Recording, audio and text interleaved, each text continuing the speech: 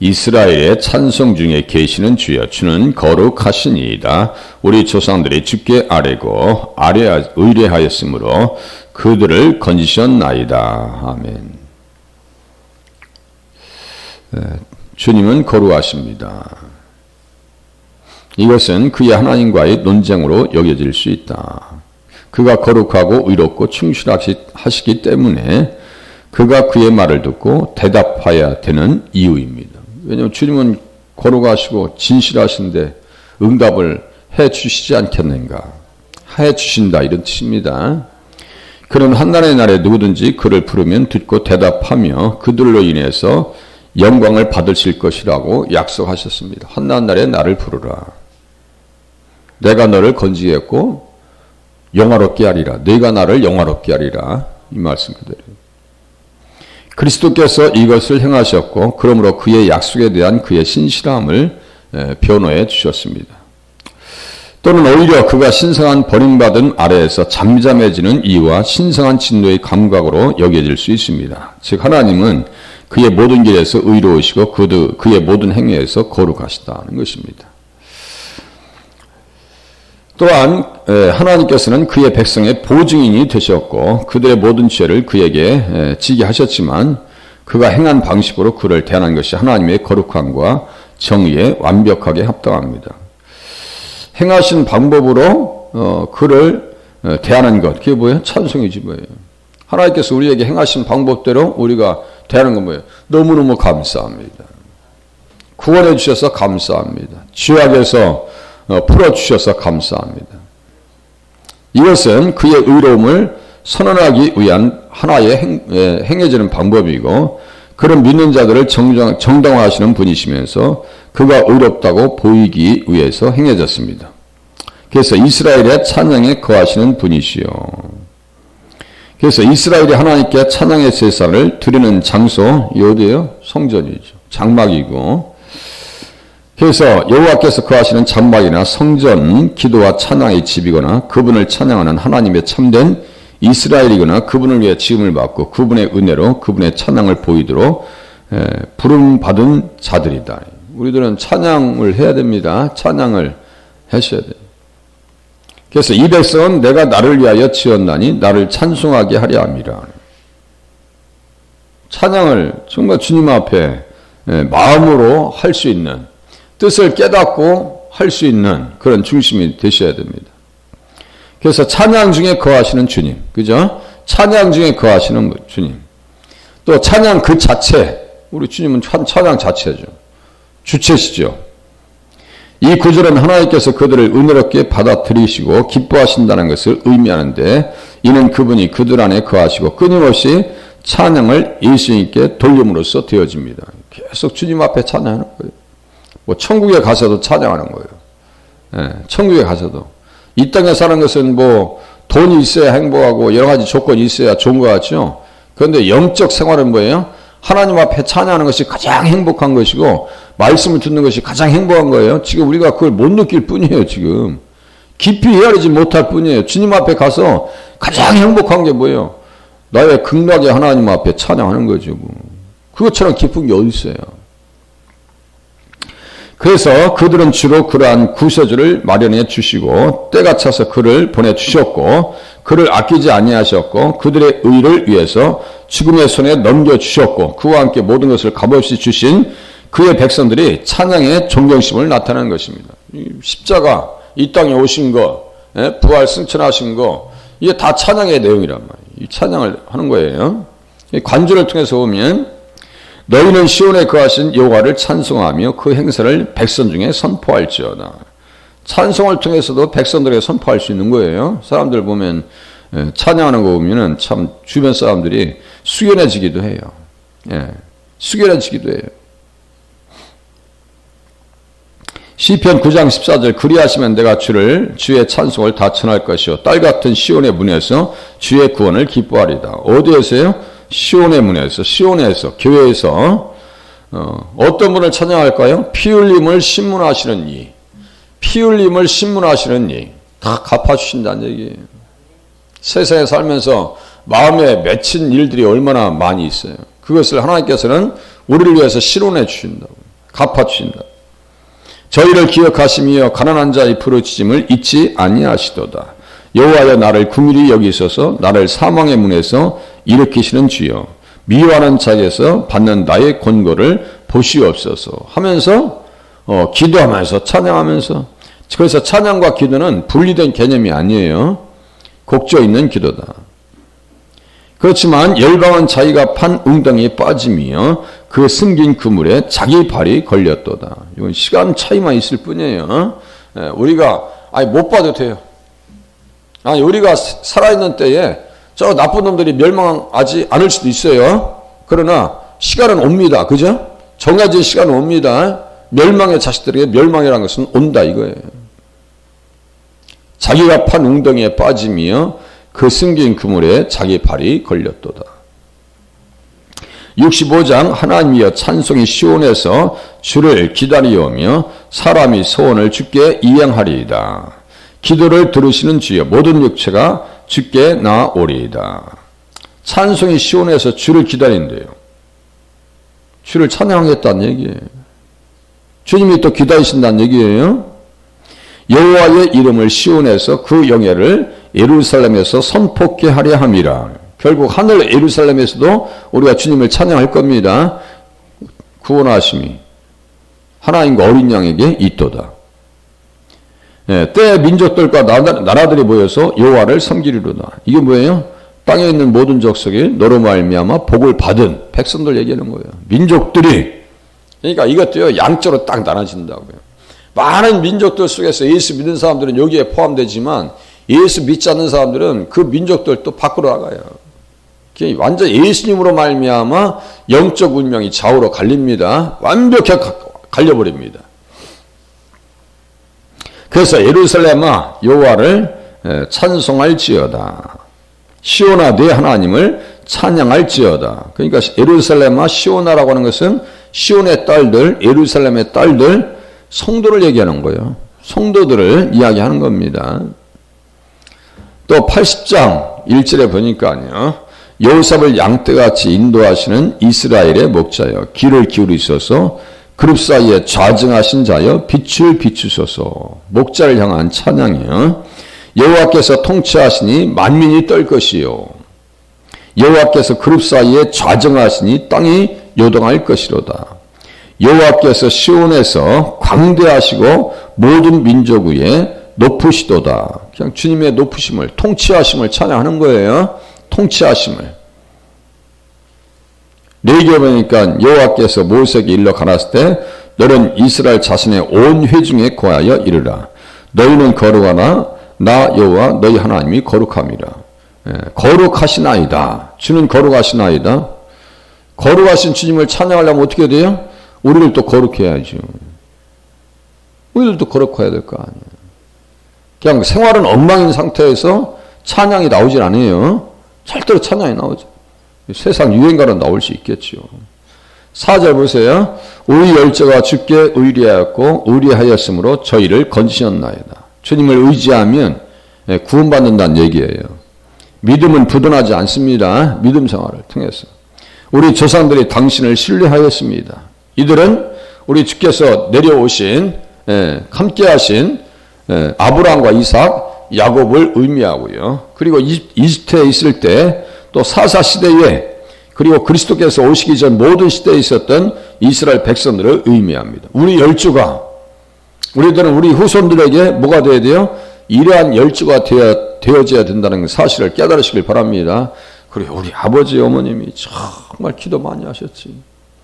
언젠가는 철들 거 아니에요? 언젠가는 우리 열조가 주께 의리했습니다. 육신으로나 인간적 본성으로 그리스도께서 그들을 통해서 오셨습니다. 제가 이 말씀을 얼마나 얘기했어요. 조상들도 저희 것이요 육신으로 하면 그리스도가 저희에게서 나오셨으니 저는 만물 위에 계셔서 세세에 찬양받으실 하나님이시라. 여기 하나님이 누구예요 지금? 예수님 얘기 그리스도가 저는 그죠? 그러니까 찬양의 대상은 누구예요? 그리스도 하나님이요. 하나님이세요. 그래서 제가 뭐라 했어요? 이스라엘은 선민 이전에 뭐라고요? 사명. 다시요. 선민 이전의 사명이라고. 이스라엘 백성들이 없어지면 안 된다고요. 예수님께서 오시기 때문에. 그래서 이들은 나그네였고 곳곳으로 옮겨 다녔으며 특히 족장들은 어려움과 괴로움에 처해 있었지만 주님을 부르고 그분을 바라보고 그분을 신뢰함을 통해서 어떻게 했어요? 건지셨나이다. 건짐을 받았습니다. 신뢰하니까 하나님께서 건져주시더라 이거지. 또 일방적으로 편을 드십니다. 무조건. 믿음의 사람들은 그래서 그들 자신이나 자신의 지혜, 부나 힘이나 다른 사람이나 어떤 단순한 피조물이나 외적인 사물이나 육신의 팔이 아니라 영원한 힘이 되신 주를 믿었습니다. 자신의 지혜를 의지하지 않냐고요. 부함도 의지하지 않았어요. 힘도 의지하지 않았어요. 힘을 의지했더라면 다윗이 골리앗 앞에 나갔겠어요? 나갈 일이 없어요. 또 부를 했던 나발은 믿는 구석이 없으니까 그냥 멸망한 거예요. 멸망한 거예요. 지혜로운 사람이요? 아이도벨 잔머리 굴렸어요. 잔머리. 그러다가 스스로 멸망합니다. 그러니까 아무리 지혜롭고 부함이 있다 할지라도 힘이 있다 할지라도 하나님께서 함께해 주시지 아니하면 아무것도 아니더라.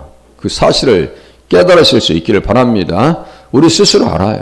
뭐가 잘 될 것 같은데 내 생각도 해보니까 안 된 경우가 종종 있어요. 종종 있습니다. 그래서 이제는 다 접어두고 주님을 그냥 의뢰하는 자리에 서실 수 있기를 바랍니다. 그래야 인도를 받죠. 그래서 열조들은 하나님의 능력을 믿었고 그분께서 그들을 돕고 구원하실 수 있다고 믿었으며 또 하나님께서 그렇게 해주실 것이라고 믿고 따라갔습니다. 또 말씀과 약속을 의지했고요. 결코 자신의 신실함이 실패하는 것을 허락하지 않으실 분이라고 하는 사실을 깨달았습니다. 그러니까 신약성에서 뭐라 했어요? 믿부시다. 신실하시다. 아멘이시다. 확실하신 분이다. 얘기예요. 확실하신 분이다. 언약에 신실하신 하나님.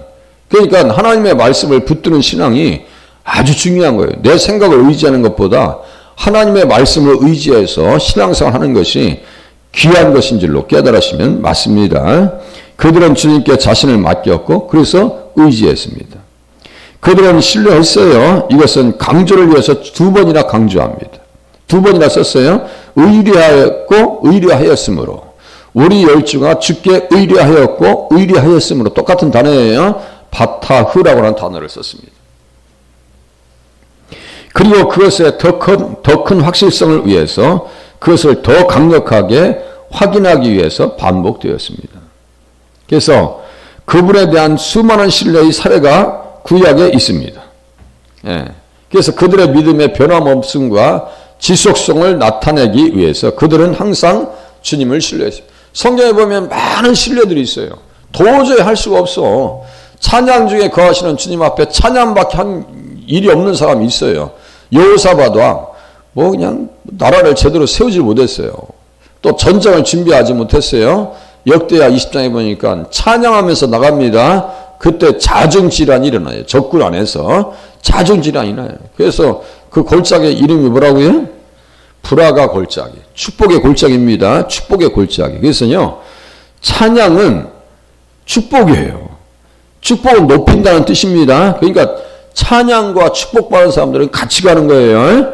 그래서 여호사밧이 찬양할 때 승리의 브라가 골짜기에 축복을 경험하더라. 그래서 찬양하면서 신뢰하실 수 있기를 바랍니다. 그래서 당신은 그들을 구원하셨습니다. 믿는 자들을 구원하셨죠.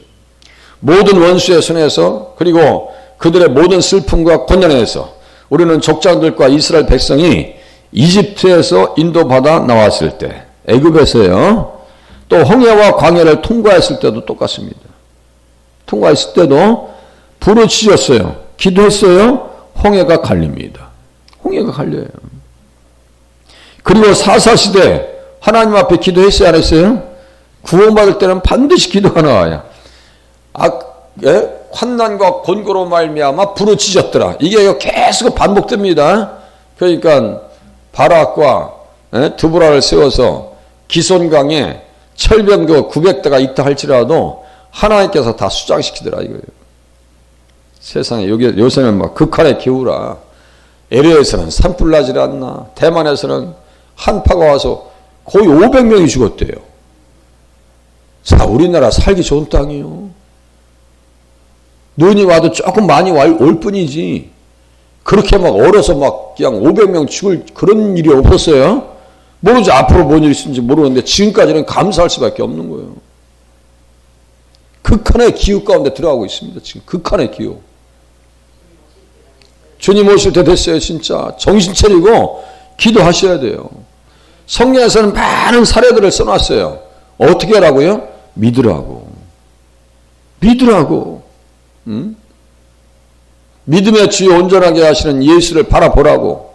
십자가에 달리신 예수를 바라보라고. 열주가 주께 의리하였으므로 건지셨나이다. 그들이 이웃들에게 괴로움을 받았을 때 늘 기도합니다. 하나님께서 그들에게 구원자를 보내셨을 때의 사례들을 가지고 있습니다. 이게 지금 사상의 상황을 얘기하는 거예요. 그 얘기하면 한도 끝도 없을 거 아니에요? 시간이 좀 있으니까 5절 좀 더 나가야 되겠네요. 저희가 주께 부르짖어 구원을 받아왔고. 그러니까 저희니까 지금 누구요? 백성들 얘기하는 거예요. 믿는 사람들 얘기하는 거예요. 주께 의뢰하여. 지금 주님은 누구예요? 십자가에 달리신 예수님을 의지한다는 얘기예요.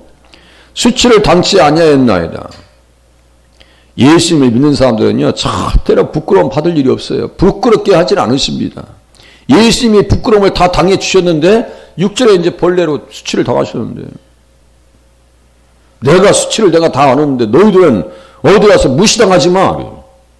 디도스 2장 맨 끝에 무시당하지 말라고 좀. 이스라엘 사람들이 애굽의 속박에서 한 것처럼, 그리고 그들이 나중에 곤경에 처했을 때 한 것처럼 그렇게 늘 기도했어요. 자, 출애굽기 2장 23절에 보니까 여러 해 후에 애굽 왕은 죽었고 이스라엘 자손은 고역으로 인하여 탄식하며 부르짖었더라. 이게 몇 년 동안 기도했다고요? 400년이요. 400년이요. 세대를 뛰어넘는 기도했어요. 제가 무슨 말씀 드렸어요?